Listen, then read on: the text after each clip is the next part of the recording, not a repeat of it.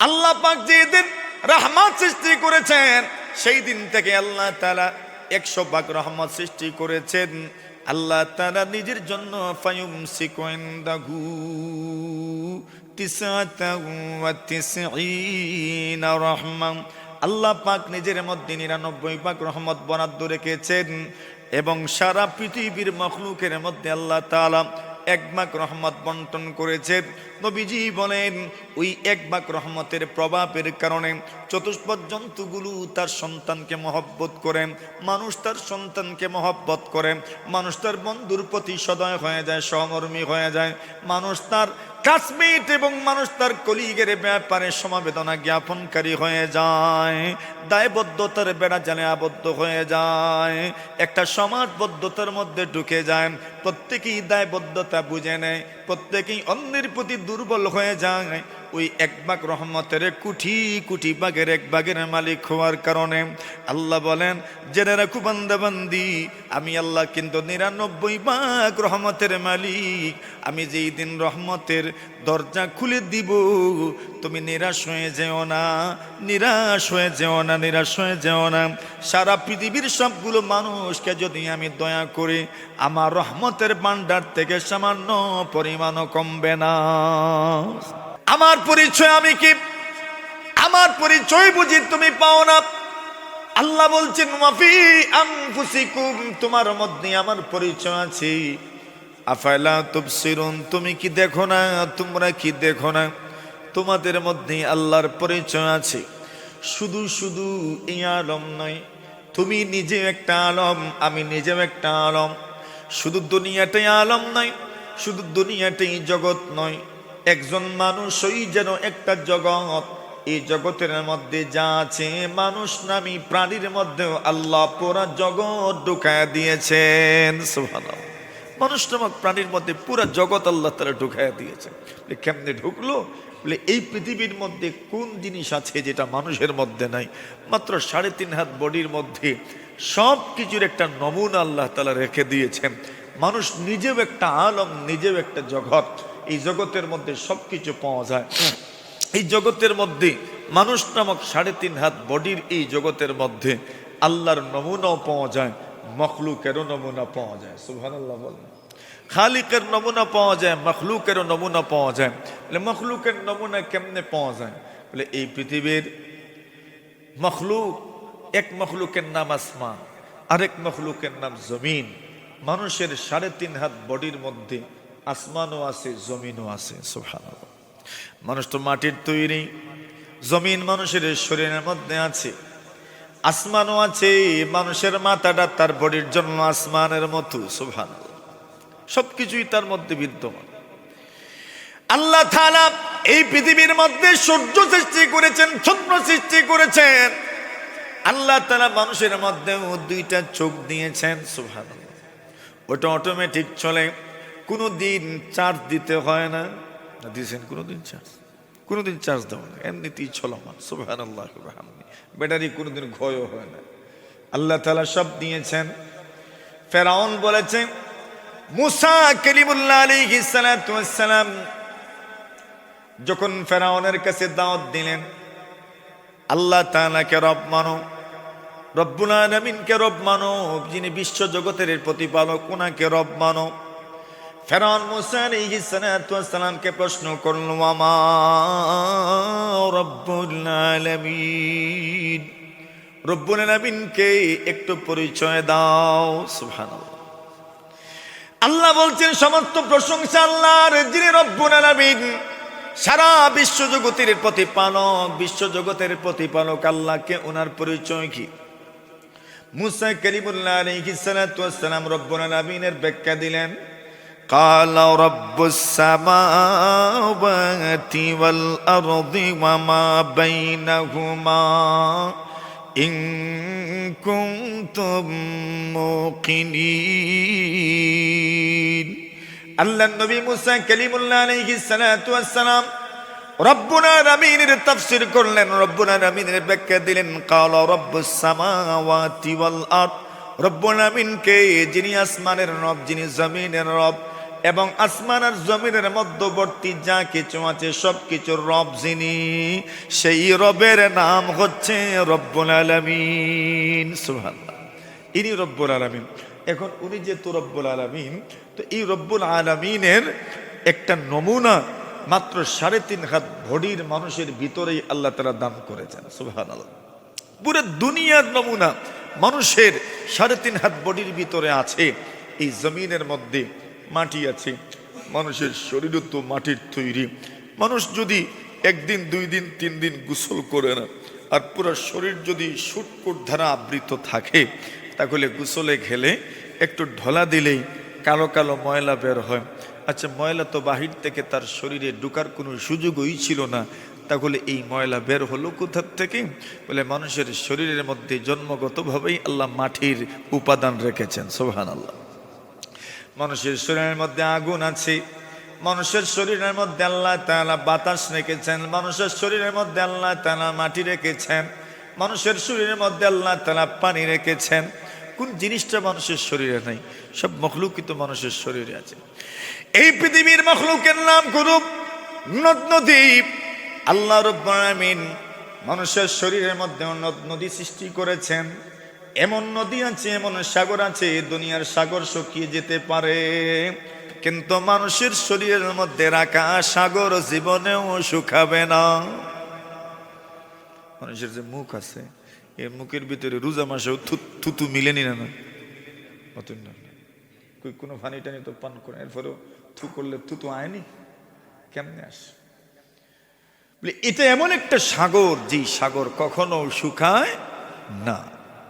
দুনিয়াতে কত নদী শুকিয়ে যায়, কত সাগর শুকিয়ে যায়, কত খালবিল শুকিয়ে যায়, কিন্তু মানুষের মুখ নামক সাগরটা জীবনেও শুকায় না। সুবহানাল্লাহ, তো সাগরও তো মানুষের শরীরের মধ্যে আছে।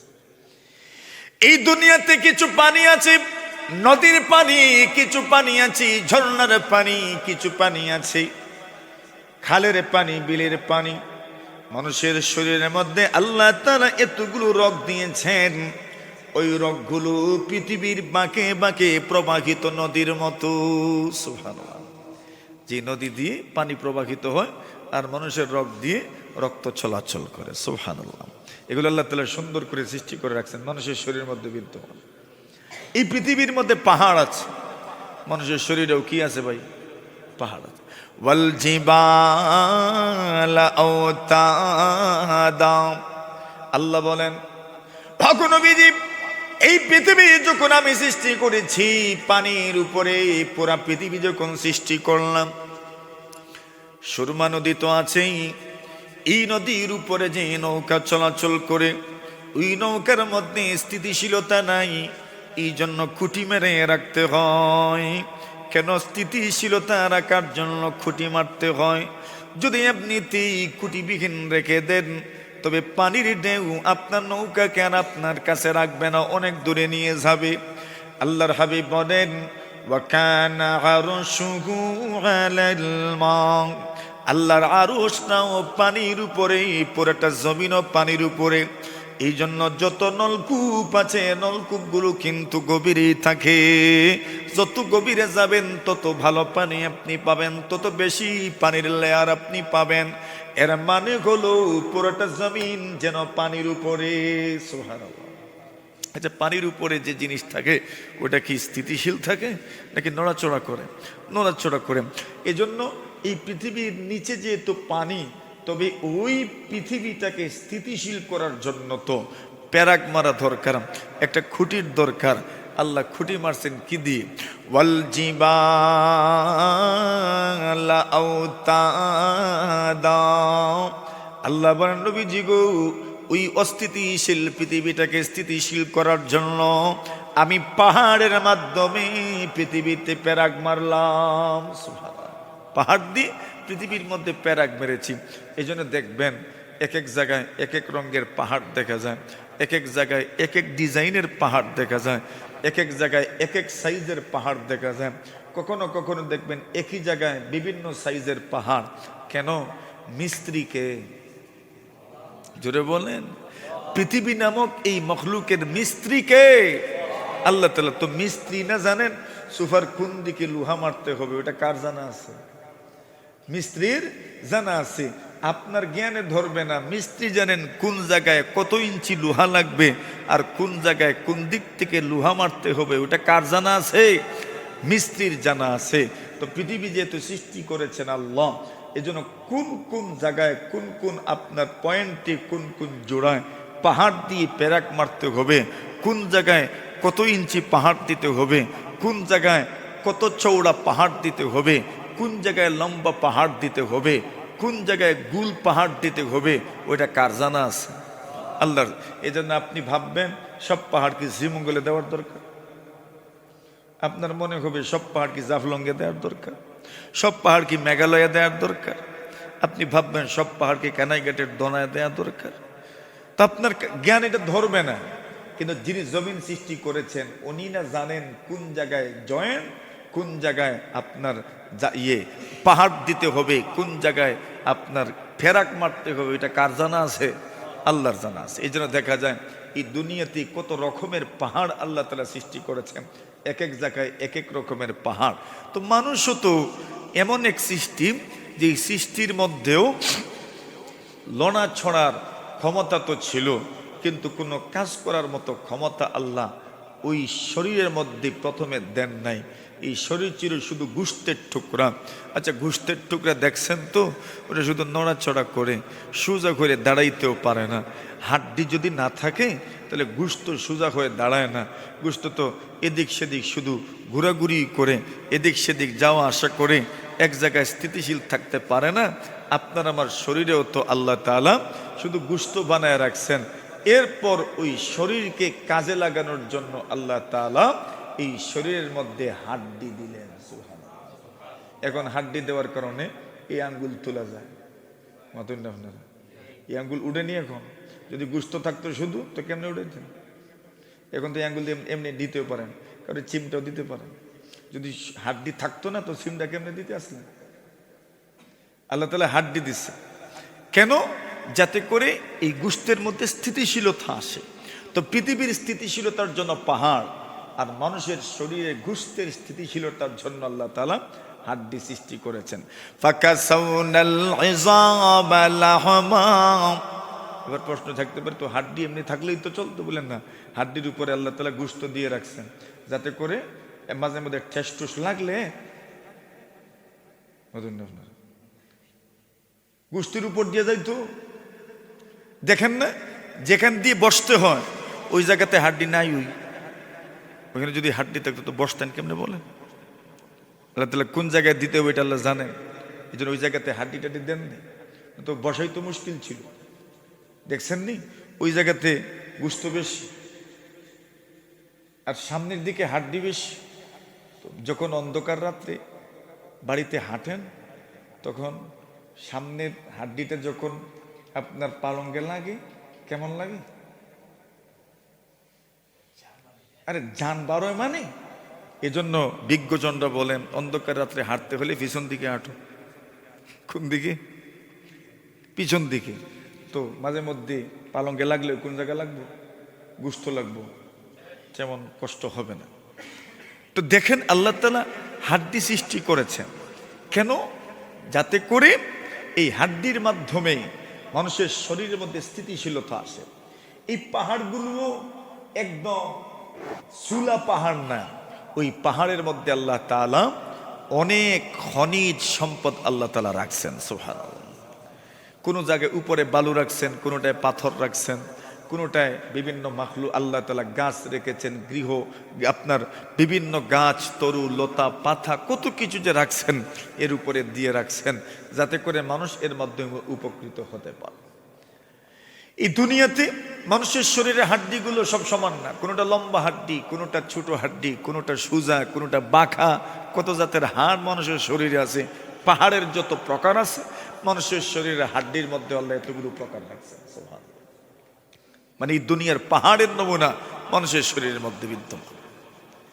এই দুনিয়াতে কত রঙের পানি আছে, সব পানি মানুষের শরীরের মধ্যে আছে। দুনিয়ার কিছু পানি আছে তিতা পানি, কিছু পানি মিঠা পানি, কিছু পানি আছে লবণাক্ত পানি, কিছু পানি আছে বড় মিষ্টি পানি। মানুষের শরীরে আল্লাহ মিষ্টি পানি রেখেছেন, মুখের তুতু মিঠা পানি, এই জন্য জীবনেও মুখে তিতা লাগে না, মিঠা পানি। আবার অলখমে যে পানি আছে ওই পানি হইল তিতা পানি। সুবহানাল্লাহ, তিতা পানিও আসেনি, তিতা পানিও আছে। ওই তিতা পানিটাই মানুষের রুচি বাড়ায়, আল্লাহ এমন কাজে রাখছে। আল্লাহর এই জমিনের মধ্যে লবণাক্ত পানিও আছে, আপনার চোখের পানি লবণাক্ত পানি। মাঝে মধ্যে দোয়াতে যখন কান্না আসে অথবা কারো মৃত্যুতে যখন কান্না আসে, চোখের পানি গড়িয়ে গড়িয়ে যখন মুখে আসে, কেমন লাগে? মিঠা না নুনটা?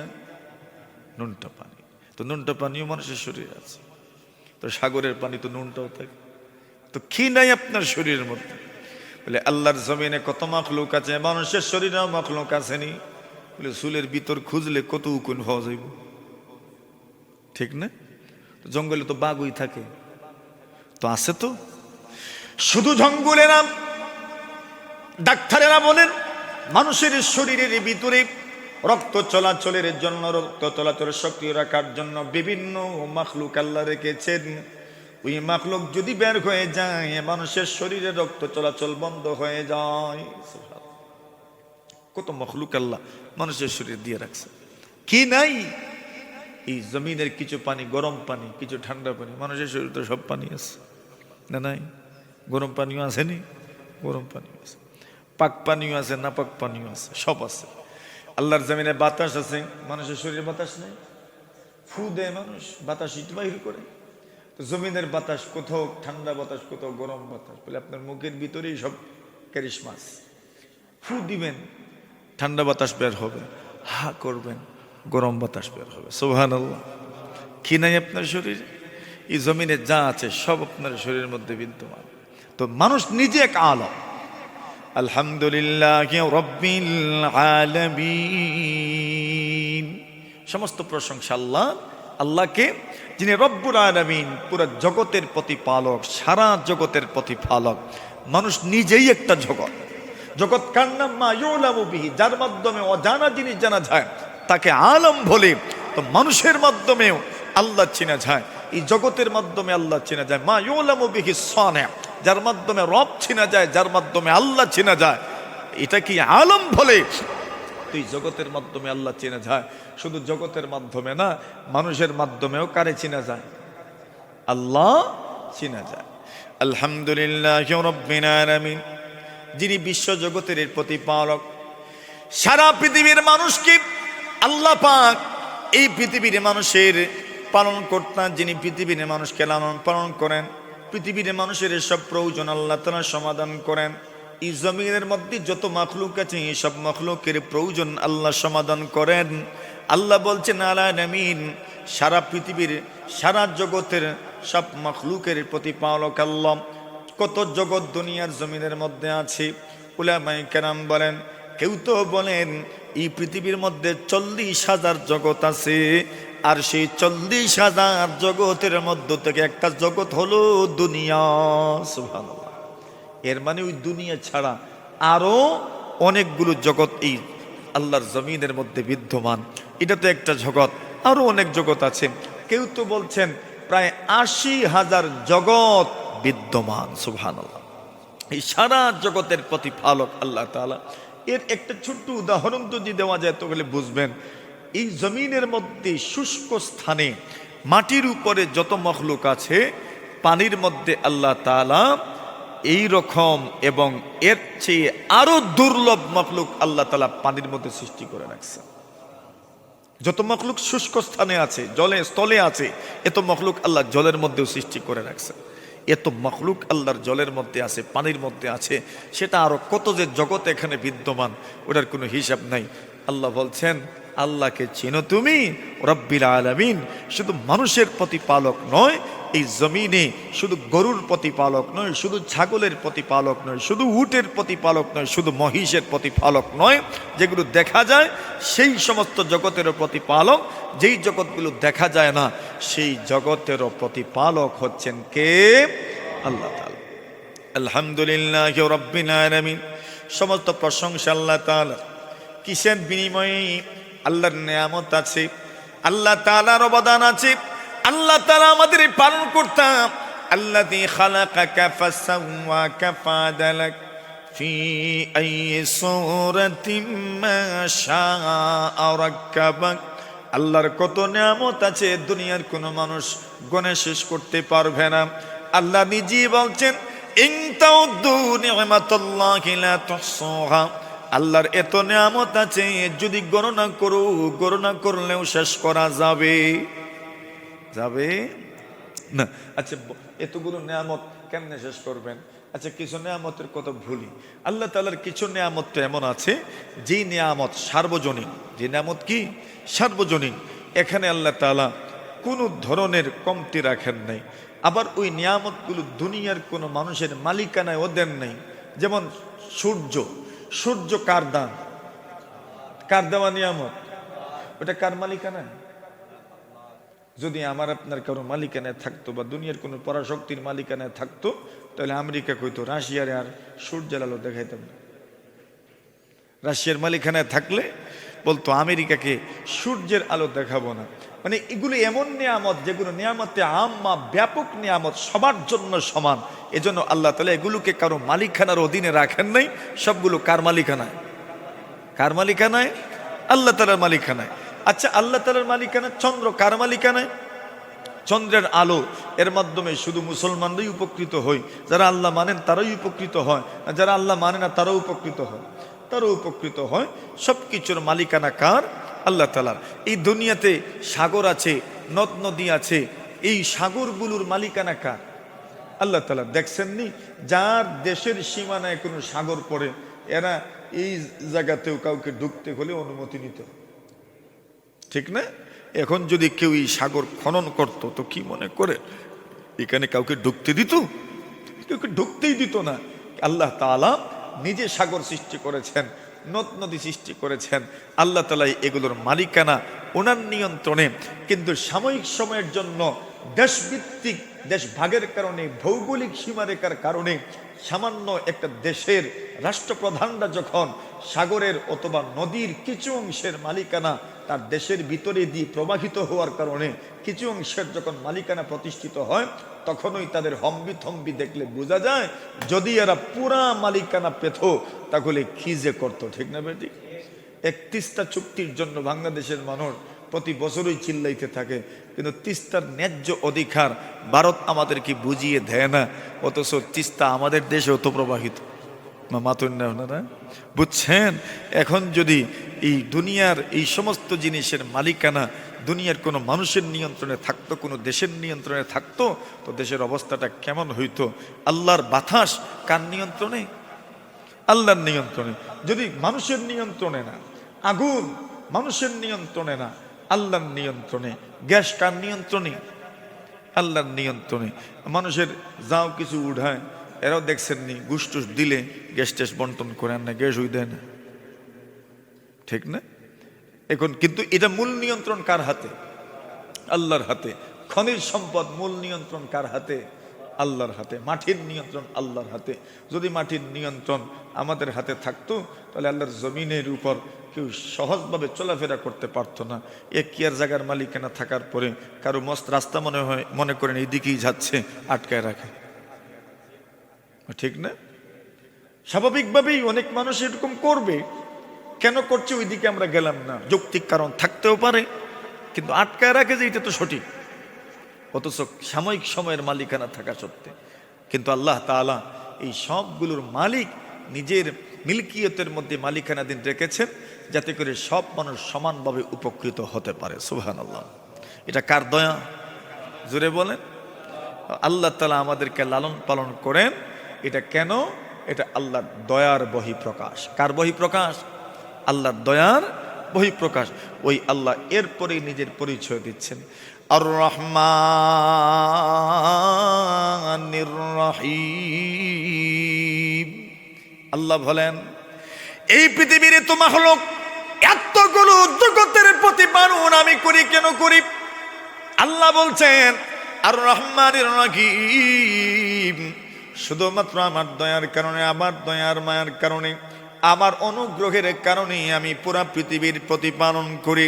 এই পৃথিবীর সব মাখলুকের রক্ষণাবেক্ষণ আমি করি, সব মাখলুকের রিজিকের জিম্মাদারও আমি আল্লাহ, সব মানুষের বাতাসের জিম্মাদারও আমি আল্লাহ, সকল মাখলুকের উদ্দেই আমি আল্লাহ তাআলা, সকল মাখলুকের আসমান আমি আল্লাহ তাআলাই দানকারী, আমি আল্লাহ তাআলাই তাদেরকে আসমান দিলাম, আমি আল্লাহ তাআলাই তাদেরকে জমিন দিলাম, আমি আল্লাহ তাআলাই তাদেরকে সূর্য দিলাম, আমি আল্লাহ তাআলাই তাদেরকে চন্দ্র দিলাম, আমি আল্লাহ তাআলাই সন্ধ্যা হওয়ার সাথে সাথে সূর্যের আলোকে ম্লান করে দেই, যাতে করে সব মানুষগুলো সুন্দরভাবে ঘুমাইতে পারে।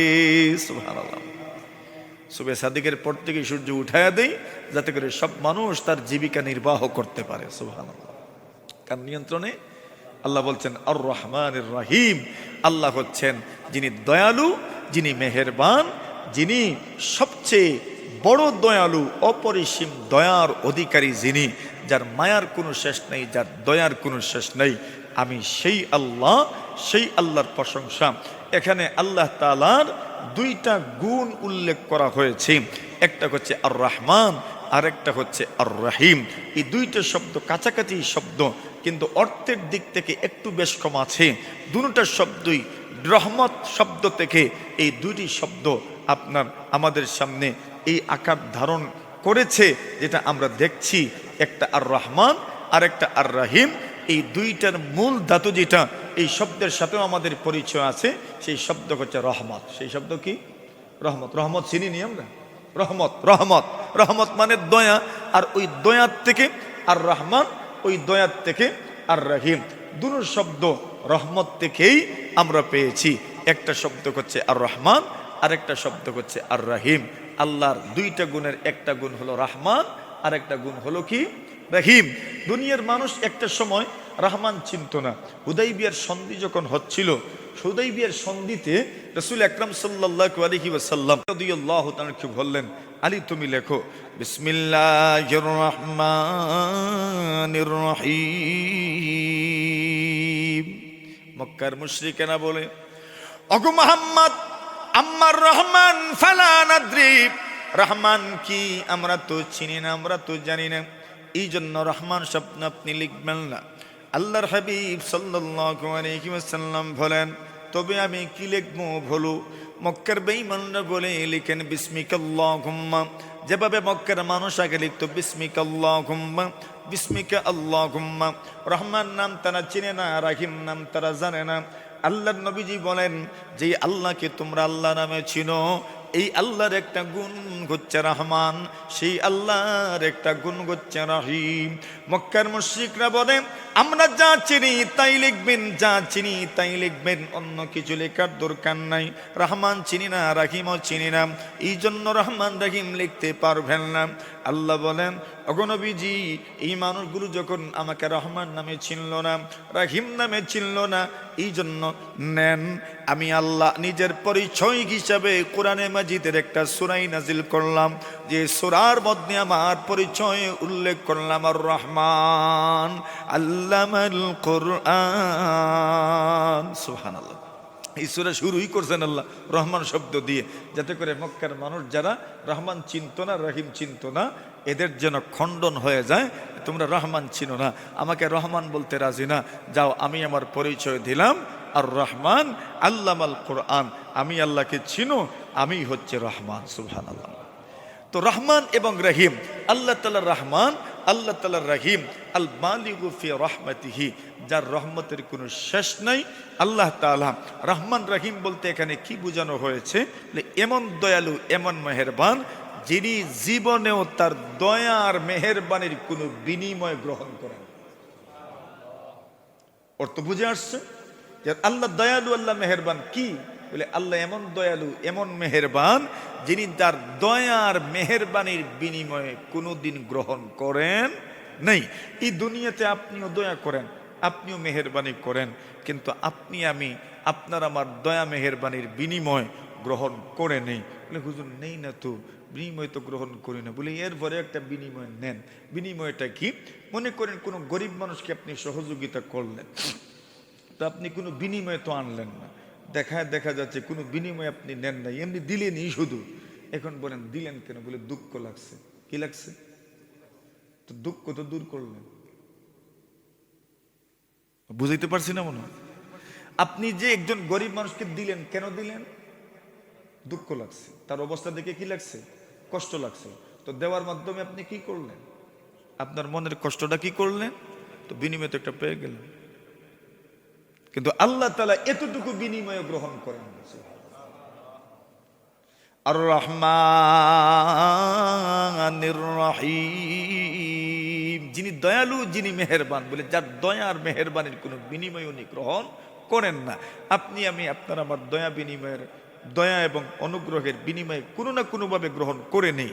কিন্তু আল্লাহ, মনে করেন একজন মানুষ রাস্তাতে হঠাৎ করে পড়ে গেল, আপনি তাকে ধরে হাসপাতালে নিয়ে গেলেন, নিশ্চিতভাবে আপনি অনেক সওয়াবের অধিকারী হবেন। কেন? আপনি এই আমলের কোনো বিনিময় নেন নাই। কিন্তু একটা বিনিময় এর ভিতরে হয়েই গেছে, যে স্বজাতি যখন কষ্টে দিনাতিপাত করছে, স্বজাতি যখন কষ্টের মধ্যে পতিত হয়ে গেল, স্বজাতি নিজের মতো একটা মানুষ যখন সে কষ্ট করছে, এটা দেখে নিজের মনকে আপনি প্রবোধ দিতে পারেন নাই। তো মনের যে এই দুঃখ, এই জাল, এই কষ্ট, এই আপনি দূর করছেন, এটাও কিন্তু একটা বিনিময়। কিন্তু আল্লাহ তাআলা এই পরিমাণ বিনিময় গ্রহণ করেন না। সুবহানাল্লাহ। কেন? আল্লাহর মতো তো কেউ নাই, আল্লাহর মতো তো কেউ নেই। তো আল্লাহ তাআলা দয়ালু, আল্লাহ তাআলা মেহেরবান। আল্লাহর দয়া কি পরিমাণ! হাদিস শরীফের মধ্যে আসে, রাসূল করিম সাল্লাল্লাহু আলাইহি ওয়াসাল্লাম বলেন, ইন্নাল্লাহা খালাকার রাহমাতা ইয়াওমা খালাকাহা মিআতা রাহমা। নবী আকরাম সাল্লাল্লাহু আলাইহি ওয়াসাল্লাম বলেন, আল্লাহ পাক যেদিন রাহমাত সৃষ্টি করেছেন, দয়া সৃষ্টি করেছেন, সেই দিন আল্লাহ তাআলা 100 ভাগ রহমত আর দয়া সৃষ্টি করেছেন। সুবহানাল্লাহ। কত ভাগ? 100 ভাগ।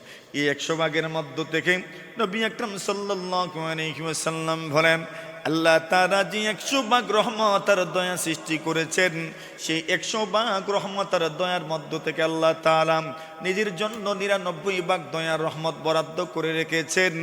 আর সারা পৃথিবীর মখলুকের মধ্যে আল্লাহ তাআলা 100 ভাগ দয়ার মধ্য থেকে শুধু 1 ভাগ দয়া বন্টন করে দিয়েছেন। সুবহানাল্লাহ। এখন মানুষ, পশু, পাখি, যত কীট পতঙ্গ আছে, সবার মধ্যে ওই 1 ভাগ দয়ার খণ্ড খণ্ড খণ্ড খণ্ড, টুকরা টুকরা টুকরা টুকরা অংশ বিভিন্ন জাতি পাইছে। আর এক মানুষ জাতির মধ্যে আমিও একজন, হুজুর একজন, আপনিও একজন, আপনিও একজন, ওই কোটি কোটি ভাগের 1 ভাগ থেকে আরো কোটি কোটি কোটি কোটি কোটি কোটি কোটি কোটি ভাগ করতে করতে করতে করতে ওই ভাগগুলোর মধ্য থেকে সামান্য একটা ভাগের মালিক হইছেন আপনি।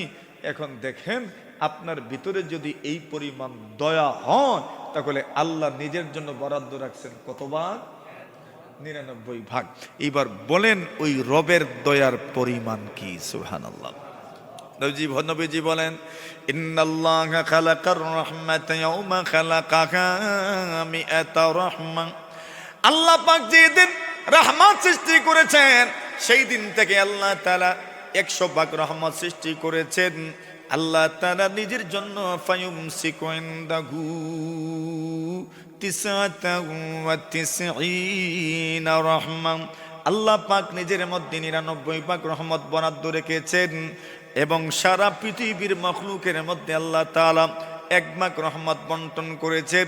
নবীজি বলেন, ওই 1 ভাগ রহমতের প্রভাবের কারণে চতুষ্পদ জন্তুগুলো তার সন্তানকে মহব্বত করে, মানুষ তার সন্তানকে মহব্বত করে, মানুষ তার বন্ধুর প্রতি সদয় হয়ে যায়, সহমর্মী হয়ে যায়, মানুষ তার ক্লাসমেট এবং মানুষ তার কলিগের ব্যাপারে সমবেদনা জ্ঞাপনকারী হয়ে যায়, দায়বদ্ধতার বেড়া জালে আবদ্ধ হয়ে যায়, একটা সমাজবদ্ধতার মধ্যে ঢুকে যায়, প্রত্যেকেই দায়বদ্ধতা বুঝে নেয়, প্রত্যেকেই অন্যের প্রতি দুর্বল হয়ে যায়।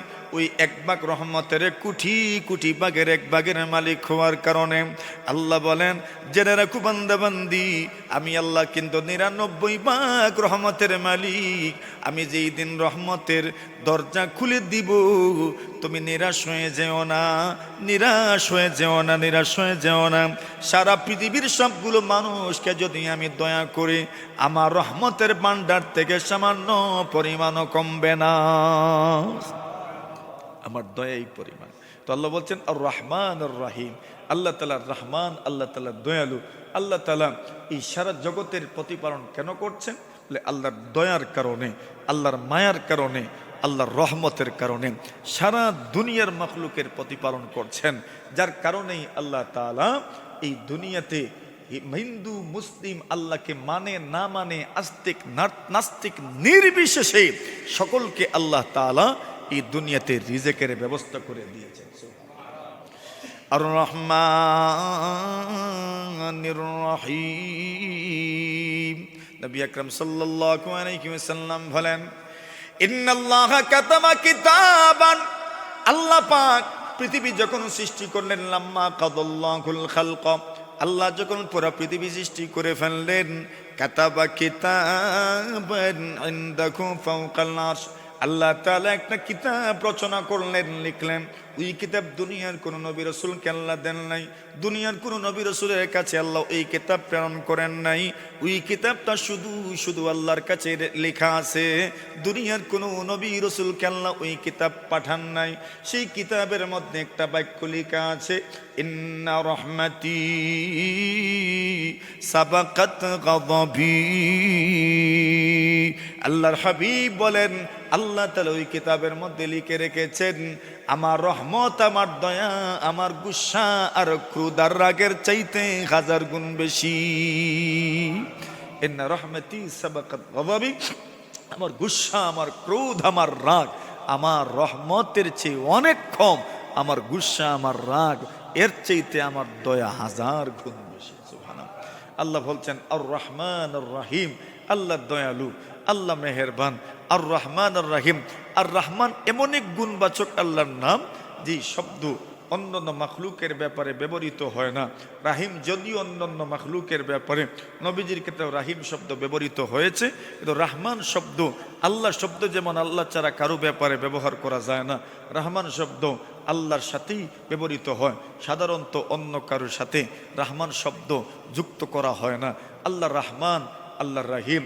প্রশ্ন জাগতে পারে, এই দুইটা শব্দই যেহেতু একই অর্থ প্রদান করছে, তো দুই শব্দ এখানে উল্লেখ করার দরকার কি? শুধু বলে দিতেন আর রহমান,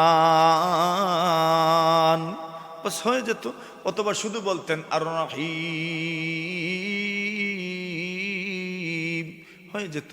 কিন্তু না, আল্লাহ তাআলা আর রহমানও বলছেন আর রাহিমও বলছেন। বলছেন এই জন্য যে রহমানের মধ্যে দয়া রাহিমের তুলনায় আরো বেশি। মানে রহমান এই শব্দের মাধ্যমে দয়া বেশি বোঝানো হয়েছে, রাহিম শব্দের তুলনায় রহমান শব্দের মধ্যে দয়া বেশি। রহমান মানে এমন দয়া, অভার দয়া, এক্সট্রা দয়া, যে দয়ার কোনো শেষ নাই, রহমানের অর্থ। আর রাহিম অর্থ বেশি দয়া, কিন্তু বেশি বলতে যাকে দেওয়া হবে তার জন্য পরিমাণে বেশি। কি বলছি?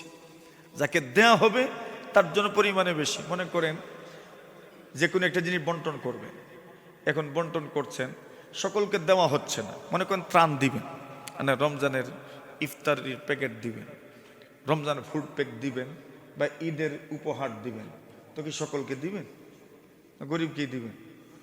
তো দিচ্ছেন, বেশি দিচ্ছেন, কিন্তু সকলকে তো দিচ্ছেন না। দিচ্ছেন তো নির্দিষ্ট একটা শ্রেণীর মানুষকে দিচ্ছেন। তো যাদেরকে দিচ্ছেন দেওয়ার মতোই দিচ্ছেন, অনেক বেশি দিচ্ছেন, তো এটাও বেশি, কিন্তু সকলকে তো দিচ্ছেন না, তো এই দিক থেকে কম। রহমান হচ্ছে এমন দয়ালু যার দয়া সবাই পায়। সুবহানাল্লাহ। আস্তিকরাও পায়, নাস্তিকরাও পায়, মুশরিকরাও পায়, মুমিনরাও পায়। এটা হচ্ছে রহমান। আর রাহিম মানে যার দয়া শুধু শুধু মুমিনরা পাবে। যার দয়া শুধু কে পাবে? মুমিনরা পাবে। তো আল্লাহ দুটো শব্দ উল্লেখ করছেন, আর রহমানির রহিম, তিনি দয়ালু, বেশি দয়ালু। রহমানের অর্থ বেশি দয়ালু, রাহিমের অর্থ বেশি দয়ালু। বাকি রহমানের অর্থ বেশি দয়ালু মানে কি? রহমানের অর্থ বেশি দয়ালু সংখ্যার দিক থেকে বেশি, রাহিম কোন দিক থেকে বেশি? কোয়ালিটির দিক থেকে বেশি। যাকে দেয়া হবে তাকে দেওয়ার মতো দেয়া হবে। সুবহানাল্লাহ। মানে মুমিনকে দেয়া হবে, মুমিনকে আল্লাহ দয়া করবেন, দয়া করার মতো করবেন। আর যে পাবে না সে পাবে না। রহমান মানে দুনিয়াতে কে? বলে দুনিয়াতে সবাই পায়, বেঈমানরাও পায়, ইমানদাররাও পায়, সবাই আল্লাহর দয়া পেতে থাকে। আল্লাহ কাউকে মাহরুম করেন না, নিরাশ করেন না। সুবহানাল্লাহ। প্রশ্ন থাকবে তো, তাহলে যেহেতু রহমানের মধ্যে দয়া বেশি, তাহলে বেশি বলার পরে কম বলার দরকার কি? বুঝছেন না? একজন বেশি বেশি বলার, আপনি বলেন উনি মুফতি সাহেব বলার পরে দেখুন তাই মৌলানা সাহেব, বুঝছেনি? মুফতি সাহেব তো বড় গুণ, এটা যখন আগে বলছেন তাহলে এর পরে না এর চেয়ে বড় গুণের কথা বলবেন? মুফতি সাহেব বলার পরে তাই না আলিমও, এই কথা বলার আর কোনো মানে হয় না। প্রশংসা তখন বড় শব্দ দিয়ে আগে করছে, এরপরে এর চেয়ে বড় শব্দ ব্যবহার করবেন। মুফতি সাহেবের পরে বলবেন হ্যাঁ শুধু মুফতি না, উনি একবারে আইনজ্ঞ, অর্থাৎ আইনের একবারে সংবিধান সম্পর্কে, আইন সম্পর্কে কোনটা কেন হয় এগুলো উনি জানেন, একদম হাকিম। ঠিক আছে, কিন্তু মুফতি সাহেব বলার পরে আলিম বলবেন না, আপনার কথা হয় নাই। কেন? আলিম বলছেন, উনি একজন আলেম, মৌলানা, খালি মৌলানা না রে বউ, মুফতিও তাই। ঠিক আছে, এবার বুঝছেন আমার কথা? শুধু মৌলানা না, কিতা তাই মুফতিও, এবার প্রশংসা ঠিক আছে। আর প্রথম মুফতি সাহেব, এরপরে করে না খালি মুফতি না তাই মৌলানা, মৌলানা মুফতি শুননি। তাহলে আল্লাহ রহমান, তো রহমানের মধ্যে তো দয়া বেশি, তাহলে এরপরে আর রহিম বলার দরকার কি?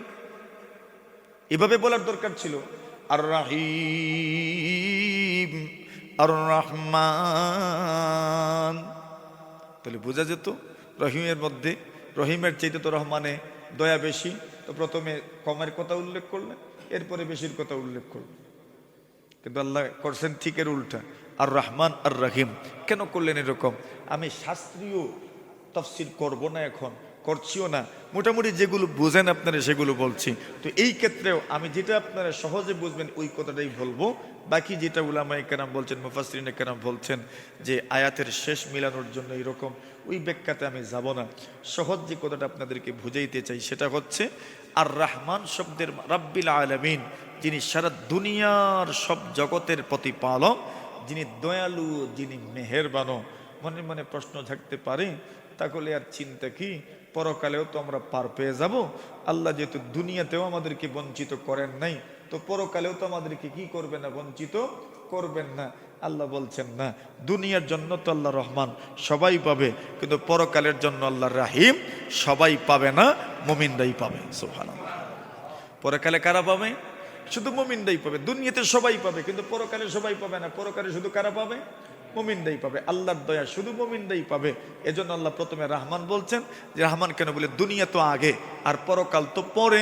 এজন্য দুনিয়ার রহমতের কথা, দুনিয়ার দয়ার কথাটা, দুনিয়ার অনুগ্রহের কথাটা আল্লাহ প্রথমে উল্লেখ করেছেন, আর এরপরে রাহিম শব্দ উল্লেখ করেছেন। এই কথা বোঝানোর জন্য যে পরকালের দয়া বরাদ্দ থাকবে অনলি শুধুমাত্র কার জন্য? মুমিনের জন্য। কার জন্য? মুমিনের জন্য। আর রহমানির রহিম। আচ্ছা, রহিম শব্দের মাধ্যমে পরকালে ঢুকছি তো আমরা, কথা বুঝুন নি রে বাবা। রাহিমের মাধ্যমে কোন জায়গায় ঢুকছি? পরকালে ঢুকছি। তো পরকালের আলোচনা চলেই আসলো। আল্লাহ বলছেন মালিকি ইয়াউমিদ্দিন। আল্লাহর পরিচয় জানতে পারলে সমস্ত প্রশংসা আল্লাহ, আল্লাহকে, রব্বিল আলামিন, যিনি বিশ্ব জগতের প্রতিপালক। আর রহমানির রহিম, যিনি হচ্ছেন অধিক দয়ালু, অধিক মেহেরবান, যিনি দুনিয়াতেও দয়া করেন, বিতরণ করেন। মুমিনরাও পায়, বেঈমানরাও পায়, বিজাতীয়রাও আল্লাহর দয়া থেকে বঞ্চিত হয় না। কিন্তু আর রাহিম, আল্লাহর আরেকটা নাম হচ্ছে রাহিম। আল্লাহ পরকালে শুধু মুমিনদেরকে দয়া করবেন। কেন? মনে রেখো, মনে রেখো, পরকালে বিচার হবে মালিকি ইয়াউমিদ্দিন। বিচার দিনের মালিক একমাত্র কে? আল্লাহ নিজের আরেক গুণ বর্ণনা করলেন, বিচার দিনের মালিক কে? মালিকি ইয়াউমিদ্দিন। প্রতিদান দিবসের মালিক হচ্ছেন আল্লাহ। কার প্রশংসা? যিনি রব্বিল আলামিন, যিনি রহমান, যিনি রাহিম। এখন রহিম মানে কি? আল্লাহ পরকাল তো মুমিনদেরকে রহমত করবেন, দয়া করবেন। পরকাল দয়া কার নিয়ন্ত্রণে? পুরো পরকালটাই তো কার নিয়ন্ত্রণে? আল্লাহর নিয়ন্ত্রণে। মালিক ইয়াউমিদ্দিন, যিনি ইয়াউমুল জাযা, প্রতিদান দিবসের মালিক, প্রতিদান দিবসের মালিক, প্রতিদান দিবসের মালিক। ওই দিনই তো প্রতিদান দেওয়া হবে, পরকালেই তো প্রতিদান দেওয়া হবে, দুনিয়াতেও প্রতিদান দেওয়া হয়, তবে ওটা চূড়ান্ত না। দুনিয়াতে শাস্তিও দেওয়া হয়, এটাই শেষ শাস্তি না, এটাই চূড়ান্ত শাস্তি না। আল্লাহ দুনিয়াতেও শাস্তি দেন। ওয়ালা নুযিকান্নাকুম মিনাল আযাবিল আদনা দুনাল আযাবিল আকবার লাআল্লাকুম ইয়ারজিউন। আল্লাহ বলেন, আমি আল্লাহ পরওয়ারদিগারে আলম তোমাদেরকে দুনিয়ার কিছু কিছু শাস্তি তোমাদেরকে আমি আল্লাহ দিয়ে থাকি। বড় শাস্তি দেই না, বড় শাস্তি দেই না, দুনিয়ার ছোট ছোট শাস্তি কেন দেই? আল্লাহ বলছেন লাআল্লাকুম ইয়ারজিউন, যেন সবাই আমার দিকে ফিরে আসে। সুবহানাল্লাহ, আমার দিকে ফিরে আসে। দেখেন না, মাঝে মাঝে আমরা কেউ যদি বিপদগামী হয়, প্রথমে তাকে কি দেই? সতর্ক করে দিই, খবরদার তোমার মতি গতি কিন্তু ভালো মনে হচ্ছে না, আমি কিন্তু তোমাকে অবজার্ভ করছি, মনিটরিং করছি, তোমাকে কিন্তু আমি খেয়াল করছি। বুঝার যা তো বুঝে ফেলে, সহজভাবেই সে চলে আসে। এরপরে না আসল শাস্তি দেওয়া হয়। তো প্রথম ধাপে বলা হয়, আমি কিন্তু খেয়াল রাখছি তুমি কোন পথে চলছো, খবরদার তুমি এই পথে পরিচালিত হয় না, ফিরে আসো, ফিরে আসো। আল্লাহ ছোট ছোট শাস্তি দিয়ে এই কথাটাই আমাদেরকে বুঝাইতে চান, বান্দা তুমি ফিরে আসো, তুমি ফিরে আসো, গুনাহের মধ্যে পতিত হইও না। কিন্তু মূল বিচার হবে কোন দিন? কিয়ামতের দিন, হাসরের দিন, যেই দিনের নাম ইয়াউমুল জাযা, যেই দিনের নাম হচ্ছে প্রতিদান দিবস। সেই দিনের একচ্ছত্র মালিকানা কার? জোরে বলেন।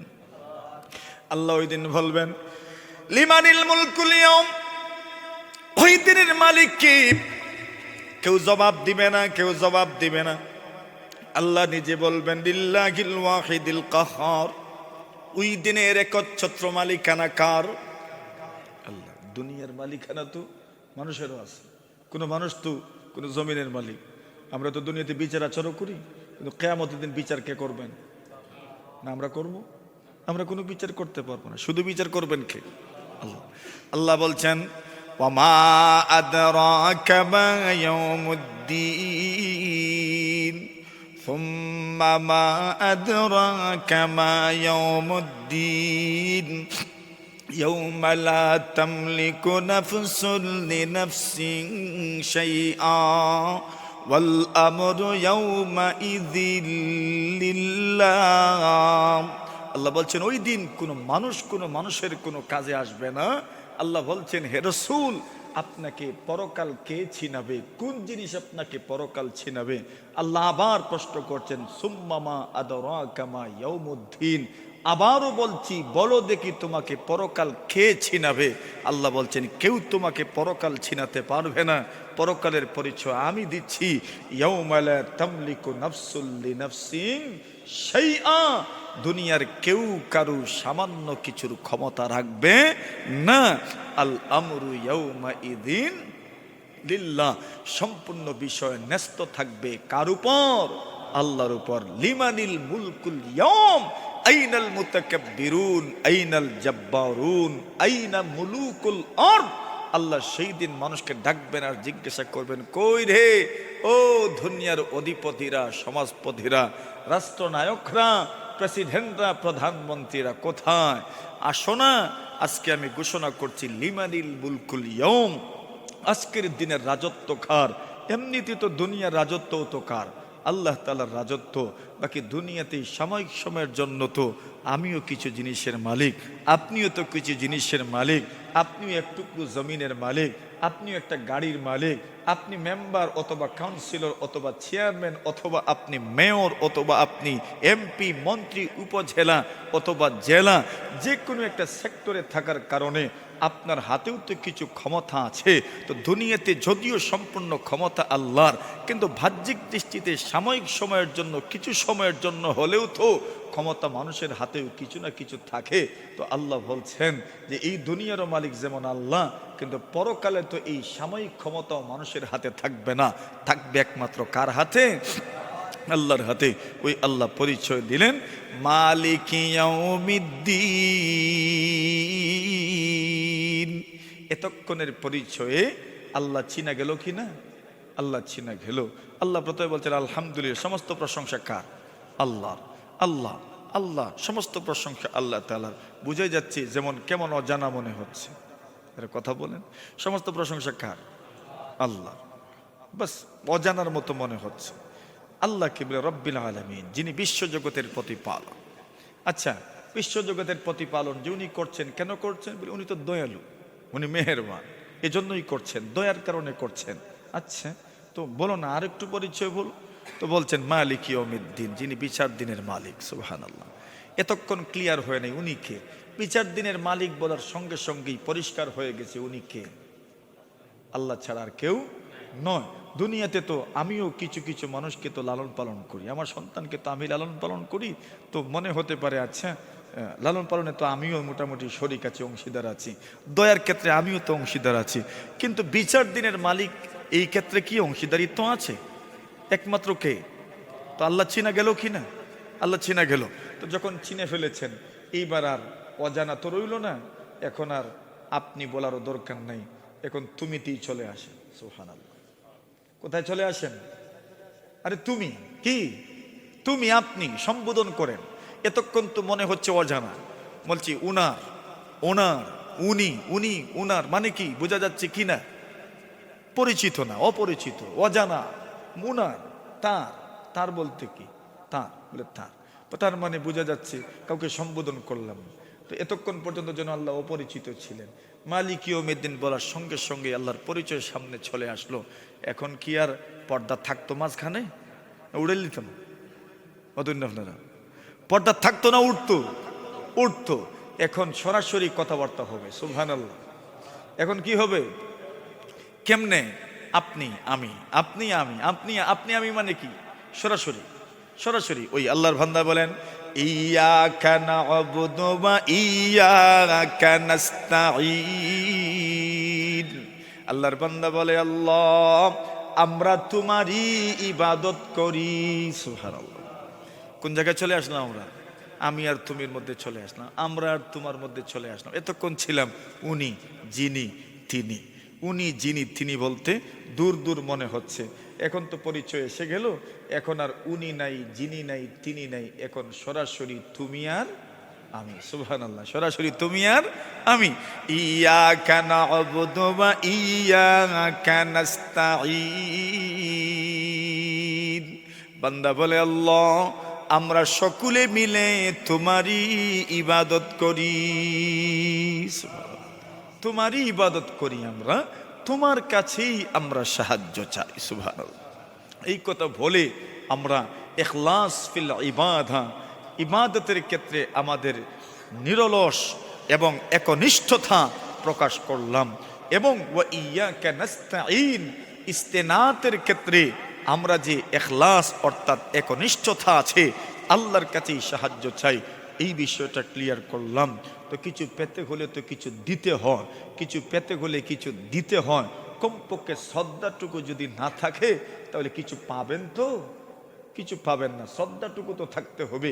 ওই বান্দা শ্রদ্ধা নিবেদন করলাম আমরা, ইয়াকা না'বুদু, আমরা সবাই আপনারই ইবাদত করি, আর কারো ইবাদত করি না। আমরা আপনার ইবাদত করি। শুধু এই কথা বললে মনে হতো আচ্ছা আমরা আপনার ইবাদত করি, অন্যরা তো ইবাদত করতে পারে, কিন্তু না, এখানে ই শব্দ রসই আনছে। মানে কি? আমরা তোমারই ইবাদত করি। অর্থ কি? আর কারো ইবাদত করি না। মানে এই কথা বোঝাচ্ছে আমরা তোমারই ইবাদত করি, আর কারো ইবাদত করি না। তোমার কাছেই সাহায্য চাই, আর কারো কাছে সাহায্য চাই না। মানে বুঝাই দিলাম, এখন আপনি যদি দেন না তো দিব কেডা? সুবহানাল্লাহ। আমরা তোমারই ইবাদত করি, তোমার কাছেই সাহায্য, আপনারই তো বুট দেই আমরা। মতন না, কাউন্সিলরকে বললেন রাস্তা দিবেন না, মানে রাস্তা ভাঙ্গা থাকবে কেন? বুট তো আপনারই দিছি। আরে কথা কন না। ইয়াকা না'বুদু ওয়া ইয়াকা নাস্তাঈন। আমরা তো অন্য কোনো লবিতে যাই না, অন্য কোনো লবিতে তো আমরা থাকি না। আমরা তো আপনারই বুট দিই, আপনার কাছেই তো আমাদের দুঃখ দুর্দশা আপনার কাছেই তুলে ধরি। তো আপনি আমাদেরকে রাস্তা দিবেন না তো দিব কেডা? তো চাইতে হলে তো এভাবে চাইতে হয়। ওই আমরা বলছি ইয়াকা না'বুদু ওয়া ইয়াকা নাস্তাঈন। আমরা তোমারই ইবাদত করি, তোমার কাছেই সাহায্য চাই। সুবহানাল্লাহ। আপনারই ইবাদত করি আমি। আচ্ছা, আপনারই ইবাদত করি আমি একজনের যখন বলি তখন আমি কি বলি? আমরা আপনারই ইবাদত করি। কেন বলি? আমার ইবাদতের দাম তো তেমন নাই, একা করলেও সবার ইবাদতের সাথে মিলাইয়া আমার ইবাদতটা আল্লাহর সামনে পেশ করলাম। আল্লাহ, আমরা আপনারই ইবাদত করি। কেন?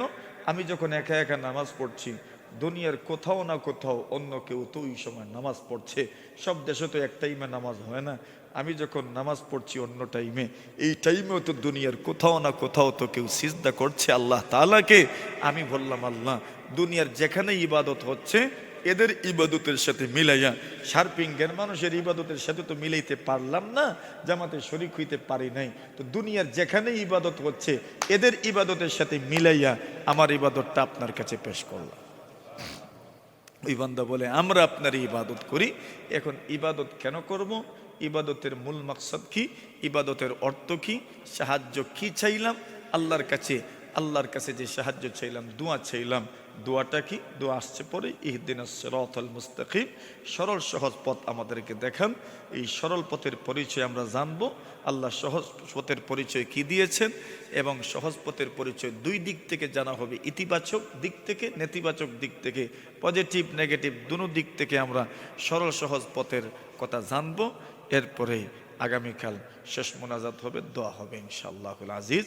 আজকে এখানেই থাকলো। ইয়াকা না'বুদু ওয়া ইয়াকা নাস্তাঈন। আমরা সকলে মিলে আপনার ইবাদত করি, আপনার কাছেই কি চাই? সাহায্য চাই। দুনিয়ার আর কারো কাছে সাহায্য চাওয়া যাবে না। সাহায্য চাইবে একমাত্র কার কাছে? আল্লাহর কাছে। হ্যাঁ, আমি উসিলা নিতে পারি। কিসের উসিলা নেওয়া যাবে সেই বিষয়টাও ফাঁক দিয়ে কালকে আলোচনা হবে ইনশাআল্লাহ। আজকের মতো এখানেই শেষ।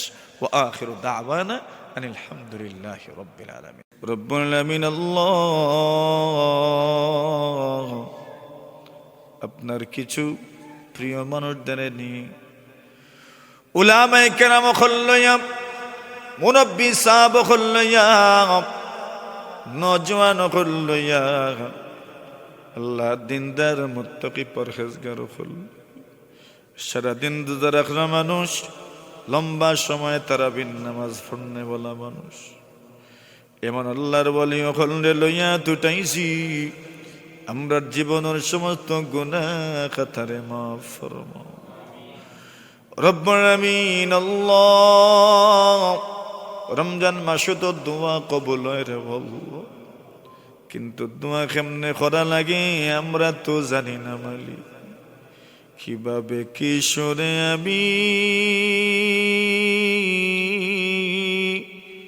বলি মুগর,